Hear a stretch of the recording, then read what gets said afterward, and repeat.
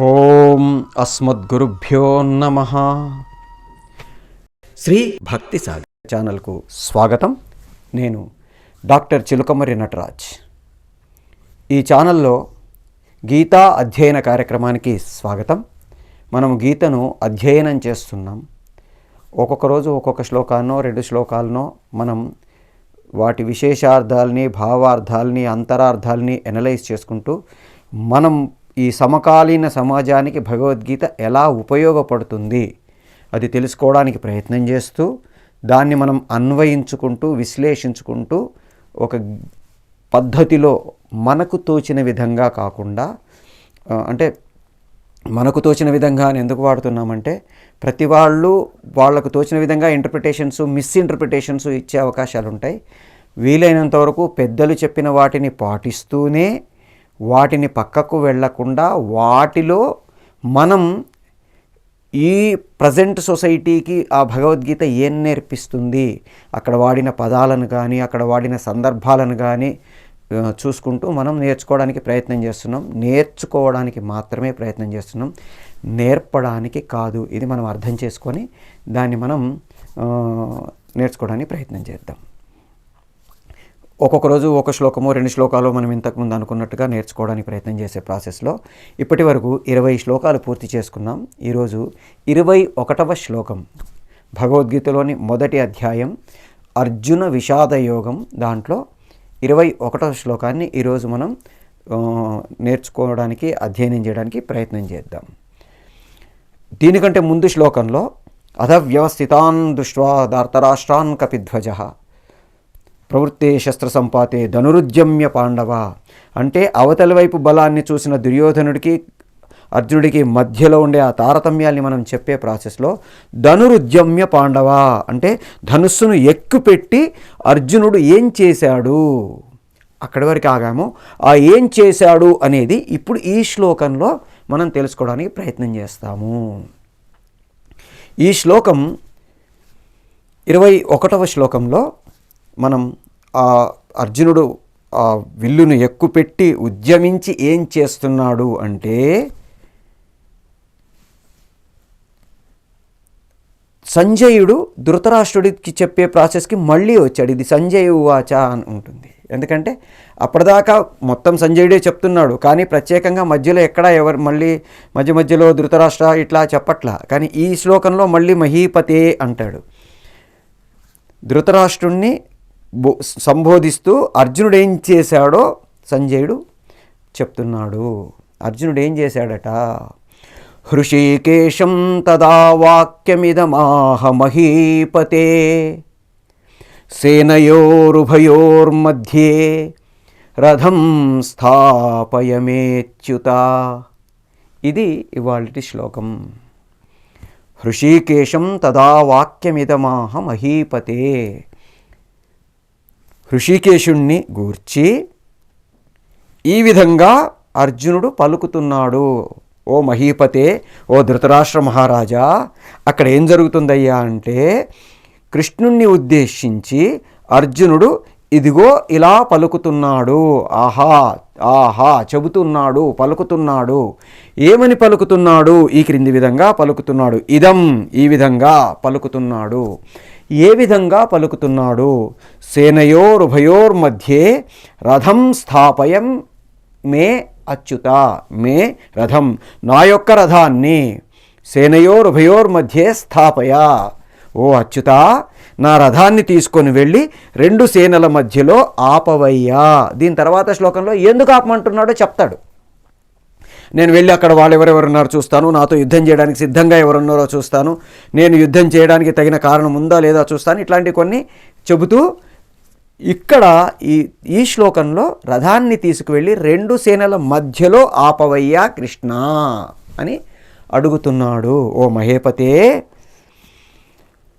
హృషీకేశం ఇదం వాక్యం ఆహ మహీపతే. ఓ మహీపతే, హృషికేశుణ్ణి గూర్చి హృషికేశునితో ఈ విధంగా అర్జునుడు పలుకుతున్నాడు. ఏం పలుకుతున్నాడయ్యా? సేనయోరుభయోర్మధ్యే రథం స్థాపయ, మే రథం స్థాపయ. 2 సేనల మధ్యలో నా రథాన్ని తీసుకువెళ్ళి ఆపవయ్యా. ఓ కృష్ణ, ఓ అచ్యుత. ఇది ఈ శ్లోకం. దీంట్లో ఒక్కొక్క పదం మనం అనలైజ్ చేసుకోవడానికి ప్రయత్నం చేద్దాం.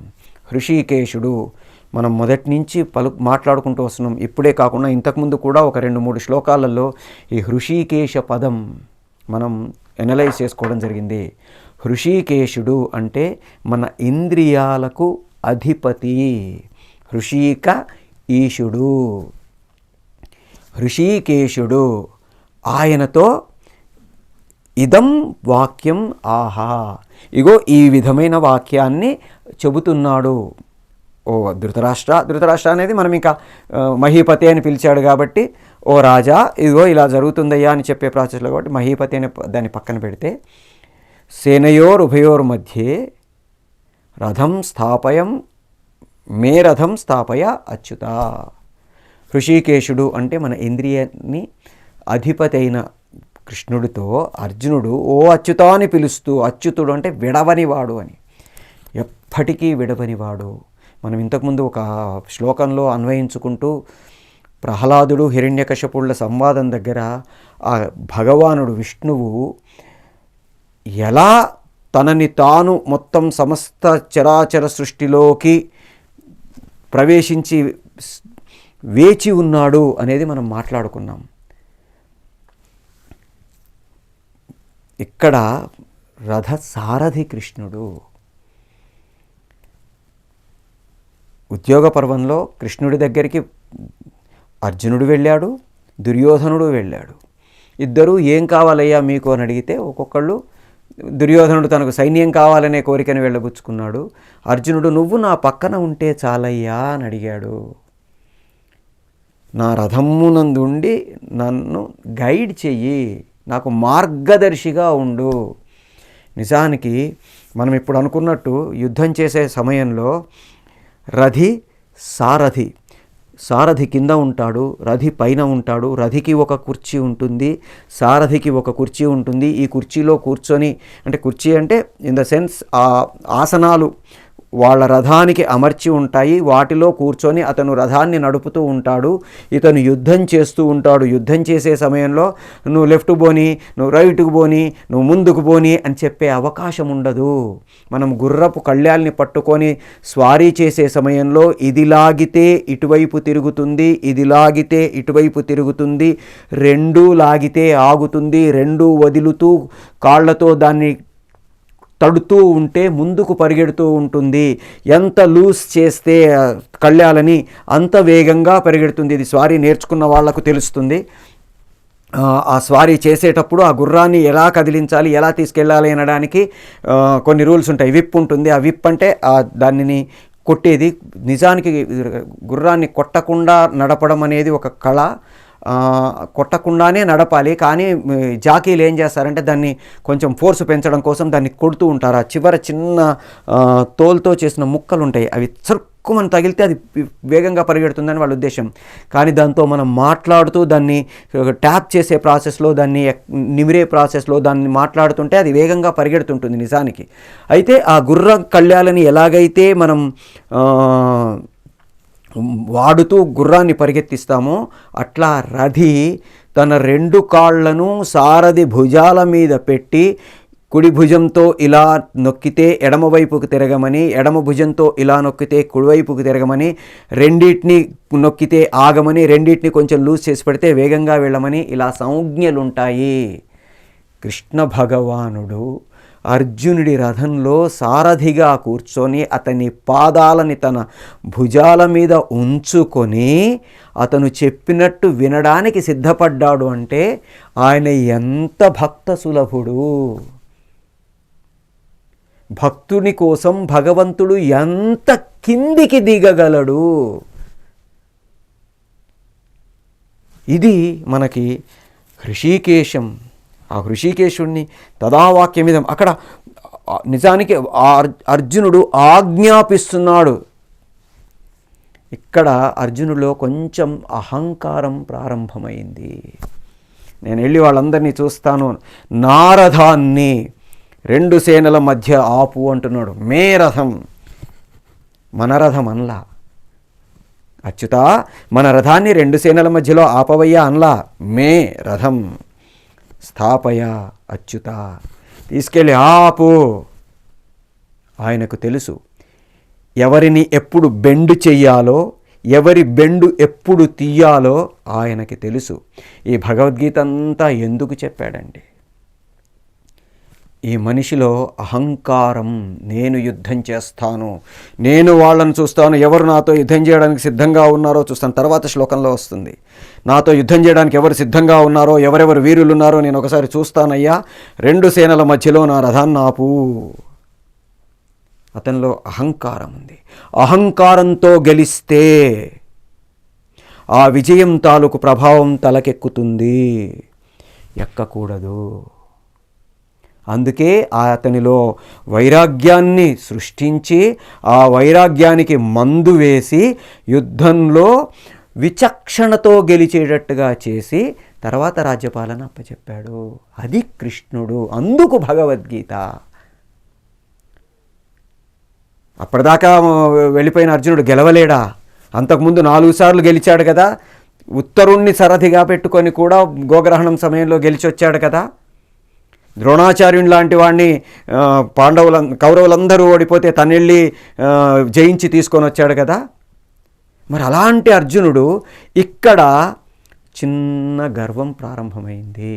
మే రథం, నా రథాన్ని స్థాపయం అచ్యుత అని అడుగుతున్నాడు. అది కరగకూడదు. మనం ఒక పని చేస్తున్నామంటే ఆ పని గర్వంతో చేయకూడదు, అహంకారంతో చేయకూడదు. నేను మాత్రమే చెయ్యగలను అనుకొని చెయ్యకూడదు. నేను చెయ్యగలను, నేనే చెయ్యగలను. ఈ లైన్ దాటితే, అహంకారం వస్తే మనం విజయం సాధించినా దాని తాలూకు అహంకారంతో ఆ తర్వాత మన ప్రవర్తనలో ఉచ్చ నీచాలు తెలియని స్థితికి చేరుకుంటాము. ఏది మంచి ఏది చెడు తెలియని స్టేజ్కి చేరుకుంటాము. అది చేరుకోకూడదు.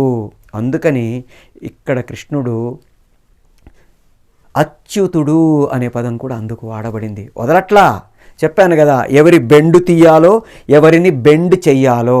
అర్జునుడిని బెండ్ చేశాడు, అవతలి వాళ్ళ బెండు తీశాడు. ఇది కృష్ణుడి తత్వం. ఎప్పుడు ఎవరికి ఎలా పాఠం చెప్పాలో, అందుకే ఆయన గీతాచార్యుడు. అక్కడ అర్జునుడికి వచ్చిన చిన్న ఆ అహంకారపు పొరకు ఆ తర్వాత చెప్పిన 18 అధ్యాయాల భగవద్గీత ఆ తర్వాత అతన్ని భూమి మీద నడిచేలా చేసింది. కృష్ణదేవరాయలు గారు రాజు కాబోతున్న సమయంలో తిమ్మరుసు మహామంత్రి తిమ్మరుసు వారు ఆయన్ని లోపలికి తీసుకుని వెళ్ళి చెంప మీద నుంచి ఫాట్మని ఒకటి కొట్టాడు.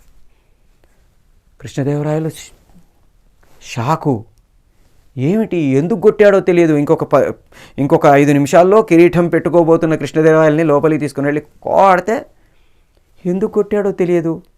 చిన్నప్పటి నుంచి పెంచి పెద్ద చేసిన అప్పాజీ అని పిలుచుకునేవాడు కృష్ణదేవరాయలు మహామంత్రి తిమ్మరసుని.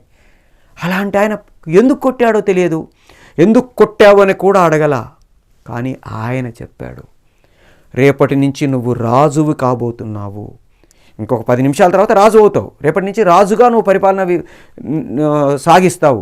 సాగించే సమయంలో ఏదైనా నువ్వు తప్పు చేస్తే నిన్ను దండించలేను నేను. ఆ తప్పు తాలూకు ఒక శిక్ష పడితే లేదా ఒక నొప్పి తాలూకు ప్రభావం ఎలా ఉంటుందో, నొప్పి కలిగితే ఏం జరుగుతుందో నీకు రేపటి నుంచి నేను చెప్పలేను. అందుకని ఆ నొప్పి నీకు తెలిస్తే ఎదుటి వాళ్లకు నువ్వు ఆ నొప్పి కలిగించవు. నీకు నొప్పి తెలిస్తే ఎదుటి వాళ్ళకు నొప్పి కలిగించడానికి నువ్వు ఆలోచిస్తావు. అందుకని నిన్ను కొట్టాను నాయనా, ఈ నొప్పిని నువ్వు జీవితాంతం గుర్తుపెట్టుకో అని కృష్ణదేవరాయలకు తిమ్మరసుల వారు చెప్పారట. అలాగే భగవానుడికి తెలుసు అర్జునుడిలో ఉండే ఆ చిన్న అహంకారపు పొర నేనే చేస్తున్నాను యుద్ధం అనిపిస్తే ఆ తర్వాత దాని ప్రభావం ప్రపంచం మీద పడుతుంది. ఒక అలెగ్జాండర్ లాంటి వాడు నేను విశ్వ విజేతను కాగలను, పక్కనున్న ఒక చిన్న రాజ్యాన్ని జయించాడు. జయించగానే గర్వం స్టార్ట్ అయింది. జగజ్జేతను నేను అనుకొని బయలుదేరాడు. భారతదేశం దాకా రాగలిగాడు. భారతదేశము పొలిమేరలో ఉన్న ఒక చిన్న రాజు పురుషోత్తముడు అతన్ని నిలువరించి దాదాపుగా ఓడించాడు. అతని సైన్యమంతా ఆందోళనకు గురైంది. ఏం చెయ్యాలి? ముందర పెద్ద పెద్ద సామ్రాజ్యాలు ఉన్నాయి. ఉజ్జయిని, పాటలిపుత్రము, మగధ సామ్రాజ్యం లాంటి గొప్ప గొప్ప చక్రవర్తులు ఉన్నారు. ఒక చిన్న రాజైన పురుషోత్తముడి చేతిలోనే, పోరస్ చేతిలోనే మనం ఓడిపోతే ముందర వాళ్ళ దగ్గరికి వెళ్ళి గెలవగలమా? ఆలోచించుకోవయ్యా. ఆయనలో ఇంకా అహంకారం తగ్గల. ముందుకెళ్దాం. వెళ్ళలేము, బయటికి పద, వెనక్కి తిరుగు, మేమైతే నీతో కలిసి యుద్ధం చేయమని సైన్యమంతా ఎదురు తిరిగింది. మీరు నిజంగా నన్ను అవమానించేటట్టయితే నన్ను దాటి మీరు వెనక్కి వెళ్తే వెళ్ళండి అంటే తొక్కాన్ని దాటేసి వెళ్ళిపోయారు. ఒక జగజ్జేత అలెగ్జాండర్ మాటని ఒక మామూలు సైనికులు తిరస్కరించారు అంటే అతనిలో అహంకారం చచ్చిపోయింది. తిరిగి వెళుతూ తన సమాధిలో చేతిని బయటకు ఉంచి సమాధి చేయమని తన వాళ్ళకి చెప్పాడట. చేతిని బయటకు ఉంచడం ఎందుకు అంటే జగజ్జేత ఖాళీ చేతులతోటే పైకి వెళ్ళిపోయాడు. అహంకారం మొత్తం పోయింది. ఒక చిన్న రాజు చేతిలో ఓడిపోయి అహంకారాన్ని చంపేసుకున్న అలెగ్జాండర్ మన చరిత్రలో కనబడితే అంతకంటే ముందే మనకి అర్జునుడు, నిన్న మొన్నటి కృష్ణదేవరాయలు, వీళ్ళందరూ కూడా ముందు మేము అనుకోవడానికి సిద్ధపడ్డ వాళ్ళని వాళ్ళు గురువులు కావచ్చు, స్నేహితులు కావచ్చు, సైనికులు కావచ్చు, మార్గదర్శులు కావచ్చు, వాళ్ళలో ఉండే ఆ అహంకారపు పొరని తొలగించి ముందుకు తీసుకెళ్ళడానికి ప్రయత్నం చేసినప్పుడు వాళ్ళలో ఆ విచక్షణ, మంచేది చెడేది, ఏమి చెయ్యొచ్చు ఏమి చెయ్యకూడదు, మనం మొదటి నుంచి మాట్లాడుకుంటున్నాం. ధర్మము అంటే ఏది చెయ్యాలో అది చెయ్యడం, ఏది చెయ్యకూడదో అది చెయ్యకపోవడం. ఇది అర్జునుడికి తెలియాలి. అందుకని ఈ శ్లోకంలో అచ్యుతుడు, వదలనివాడు, అతన్ని పట్టుకొని ఉన్నాడు. మనకి భక్తిలో భగవంతుడు భక్తుణ్ణి ఎలా చూస్తాడు అనడానికి మనకి ఒక 2 న్యాయాలు అంటాం. కిషోర న్యాయాలు అని పిలుస్తాం వాటిని. మర్కట కిషోర న్యాయము, మార్జాల కిషోర న్యాయము అని 2 రకాల న్యాయాల్ని మనకి మన పెద్దవాళ్ళు చెప్తారు. ఒక బాస్ దేవుడు ఎలా ఉండాలి, ఒక లీడర్ ఎలా ఉండాలి అనడానికి ఈ 2 మనకి మంచి ఎగ్జాంపుల్స్. ఒక లీడర్ తన టీంలో వాళ్ళు వర్క్ చేస్తూ పోతూ ఉంటే, ఒకవేళ వాళ్ళు క్యాపబుల్ ఉండి వాళ్ళ వర్క్ను వాళ్ళు చేయగలుగుతూ ఉంటే, కానీ చేయండి నేను మీతో ఉన్నాను, ఐఎమ్ విత్ యూ, కానీ చెయ్యలేకపోతే వాళ్ళని గైడ్ చేస్తూ వాళ్ళని నడిపిస్తూ అన్నీ తానై ఎలా వెళ్ళాలి అనడానికి మనకు ఈ మార్జాల కిషోర న్యాయము, మర్కట కిషోర న్యాయము అనేవి ఉదాహరణలుగా ఉంటాయి. ఒక లీడర్, భగవంతుడు ఎలా మనల్ని చూస్తాడు అనేది మనం ఇప్పుడు నేను మొదటి నుంచి చెప్తున్నట్టు భగవద్గీతను మనం ఎలా చూడాలి, మనకెందుకు ఆ భగవద్గీత, మనం ఎందుకు నేర్చుకోవాలి అనడానికి ఇది ఇలాంటి మధ్యలో వచ్చే ఉదాహరణల్ని మనం అర్థం చేసుకోవడానికి ప్రయత్నం చేస్తాం. మర్కట కిషోర న్యాయము అంటే కోతి తన పిల్లను ఎత్తుకొని తీసుకుని వెళ్ళే ప్రాసెస్, ఆ పద్ధతి. ఇక్కడ కోతికి ఏం సంబంధం లేదండి, దాని పిల్లకే సంబంధం. పిల్ల తల్లిని గట్టిగా ఒడిసి పట్టుకొని అది ఈ కొమ్మ మీద నుంచి ఆ కొమ్మ మీదికా, ఇంకొక చోటికా ఎక్కడి నుంచి ఎక్కడికి దూకినా అది తన బాధ్యతను తనే తీసుకొని గట్టిగా తల్లిని పట్టుకొని వదలకుండా తనని తాను రక్షించుకుంటూ ముందుకు వెళ్తుంది. దీన్ని మనం మర్కట కిషోర న్యాయము అంటాము. మనం మొదట చెప్పుకున్న ఉదాహరణ, ఒక లీడ్ చేసేవాడు, తన దగ్గర పనిచేసేవాళ్ళు క్యాపబుల్ అయ్యి వాళ్ళ పని వాళ్ళు చేసుకుంటూ వెళ్తూ ఉంటే ఇతను ఇంటర్ఫీర్ అయిపోయి దూరిపోయి ప్రతి దాంట్లో కాళ్ళు వేళ్ళు పెట్టేసి వాళ్ళను కన్ఫ్యూజ్ చేసి తను కన్ఫ్యూజ్ అయ్యి పని మొత్తం ఆగిపోయేటట్టుగానో లేకపోతే వేరే వైపు వెళ్ళేటట్టుగానో చెయ్యకూడదు. ఇది భగవంతుడు మర్కట కిషోర న్యాయం ద్వారా మనకు చెప్పాడు. రెండవది మార్జాల కిషోర న్యాయము అంటే పిల్లి తన పిల్లల్ని మెడని దగ్గర నోటితో కరుచుకొని తీసుకొని వెళ్ళిపోతుందండి. ఆ పిల్ల దానికి ఏం సంబంధం లేదు, వదిలేస్తుంది, అలా వదిలేసి ఉంటుంది. పిల్లే తన పిల్ల తాలూకు మెడని జాగ్రత్తగా, మళ్ళీ మెడ పట్టుకుంది కదా అంటే కొరికేసినట్టు కాకుండా ఆ పళ్ళ మధ్యలో దాన్ని మోస్తూ తీసుకొని వెళ్ళి అది ఎక్కడ దాచాలో ఎక్కడ ఉంచాలో అక్కడికి తీసుకెళ్ళి పెట్టుకుంటుంది. ఇక్కడ లీడర్ ఒక టీంని లీడ్ చేసేవాళ్ళు, తన దగ్గర పనిచేసే వాళ్ళ దగ్గర క్యాపబిలిటీస్ తక్కువ ఉంటే వాళ్ళకి తను నేర్పుకొని ఎలా ఉండాలి, ఎలా చెయ్యాలి, వాళ్ళ వర్క్ ఎలా నడవాలి, తను ముందుండి నడుపుతూ వెనక ఉండి నడుపుతూ వాళ్ళతో కలిసి నడుస్తూ తను వర్క్ చేసుకోవాలి. ఇది మనకి మార్జాల కిషోర న్యాయం ద్వారా భగవంతుడు మనకు ఒక గైడ్గా మనకు చెప్పిన అంశం. ఇక్కడ ఈ శ్లోకంలో అచ్యుతుడు వదలడు. అతను గర్వానికి వెళ్తున్నాడు, అతన్ని బెండ్ చేయాలంతే. శత్రువు అనుకోండి, బెండు తీస్తాడు. తనెప్పుడూ కూడా భగవంతుడు మనకి మార్గదర్శి. మనం చేసుకుంటూ వెళ్తుంటే చూసుకుంటూ వెళ్తాడు. చెయ్యలేక అన్యథా శరణం నాస్తి త్వమేవ శరణం మమ అని మనము ఇంకా వేరే ఏమీ దారి లేదయ్యా నువ్వు తప్ప అని అతన్ని శరణు వేడితే అన్నీ తానై యోగక్షేమం వహామ్యహం భుజాల మీద మోసుకుంటూ తీసుకొని వెళ్తాడు. మోస్తాను అంటున్నాడు. ఇక్కడ అర్జునుడు నా రథాన్ని తీసుకెళ్ళు అని చెప్తే కింద కూర్చున్న కృష్ణుడు రథాన్ని ముందుకు తీసుకెళ్ళడానికి సిద్ధపడుతున్నాడు. అతని ఆజ్ఞని పరిపాలించడానికి సిద్ధపడుతున్నాడు. భుజం మీద కాళ్ళు పెట్టి ముందుకు ఎటుపక్కకు వెళ్ళాలి, ఎలా వెళ్ళాలో చూపించడానికి అర్జునుడు ఉంటే అతన్ని భుజం మీద మోస్తూ అతన్ని ముందుకు తీసుకెళ్ళడానికి భగవానుడు సిద్ధపడ్డాడు. ఒక లీడర్ ఎప్పుడూ అలా ఉండాలి. అవసరమైతే తన టీంలో ఉండే వాళ్ళందరికీ తను సేవ చేయగలగాలి, తను వాళ్ళతో వర్క్ చేయాలి, వాళ్ళకు వర్క్ నేర్పించాలి, అవసరమైతే వాళ్ళ దగ్గర నుంచి వర్క్ నేర్చుకుంటూ తీసుకోవాలి, వాళ్ళతో కలిసి కోఆర్డినేట్ చేసుకుంటూ వెళ్ళాలి. ఇది ఈ శ్లోకంలో మనకు భగవద్గీత నేర్పిస్తున్న పాఠం. రెండు సేనల మధ్యలో మామూలుగా చూస్తే ఓ అచ్యుత ఆ రెండు సేనల మధ్యలోకి మన రథాన్ని తీసుకెళ్ళి ఆపవయ్యా, అక్కడ ఎవరెవరు ఉన్నారో చూస్తాను అనేది మళ్ళీ నెక్స్ట్ శ్లోకంలో మాట్లాడుకుంటాం. ఇది ధృతరాష్ట్రుడితో సంజయుడు ఓ మహీపతే ఋషికేశమిదం వాక్యం ఆహా మహీపతే, ఓ మహీపతే ఇగో ఋషికేశుడితో ఇగో ఈ వాక్యాన్ని అర్జునుడు చెప్తున్నాడు. ఏంటయ్యా? సేనయోరుభయోర్మధ్యే రథం స్థాపయం మే రథం స్థాపయ అచ్యుత. ఈ శ్లోకాన్ని మనం మామూలుగా చూస్తే రెండు సేనల మధ్యలోకి తీసుకుని వెళ్ళమని ఆపమంటున్నాడు. అంతరార్థాన్ని చూస్తే మిడ్ పాయింట్ అంటాము. అంటే మనం ఒక వర్క్ చేసే ముందు దానికి సంబంధించిన స్టార్టింగు మిడిలు ఎండు అన్నిటినీ ఎనలైజ్ చేసుకోవాలి. అవతల ఏమేం చెయ్యాలి, ఎవరితో ఎలా యుద్ధం చేయాలి, ప్రణాళిక రచించుకోవాలి. అట్లాగే మిడ్ పాయింట్ అంటే మనం సెంటర్ పాయింట్లో ఉండి ముందు ఏం జరిగిపోయింది, తర్వాత ఏం జరగబోతుంది ఆలోచించుకోవడానికి ఒక మిడిల్ పాయింట్ని మనం ఫిక్స్ చేసుకొని అక్కడ ఉండి ఎనాలిసిస్ చేసుకోవాలి. స్టార్టింగ్లో ఎట్లాగైతే ఎనాలిసిస్ చేసుకున్నామో మిడ్ పాయింట్లో కూడా అలాగే ఎనాలిసిస్ చేసుకోవాలి. అట్లాగే ఎండింగ్కి వచ్చేసరికి కంప్లీట్ చేసిన ప్రాసెస్ ఏంటో కూడా మనం చెక్ చేసుకోవాలి. ఇక్కడ అర్జునుడు ఆ మిడ్ పాయింట్ సెంటర్ పాయింట్ రెండు సైన్యాల మధ్యలోకి తీసుకెళ్ళి స్థాపయ అంటున్నాడు. తీసుకెళ్ళు అని ఒట్టిగా అనలా, అక్కడ ఆపి ఉంచు. ఎందుకని? ఎనలైజ్ చేసుకోవాలి.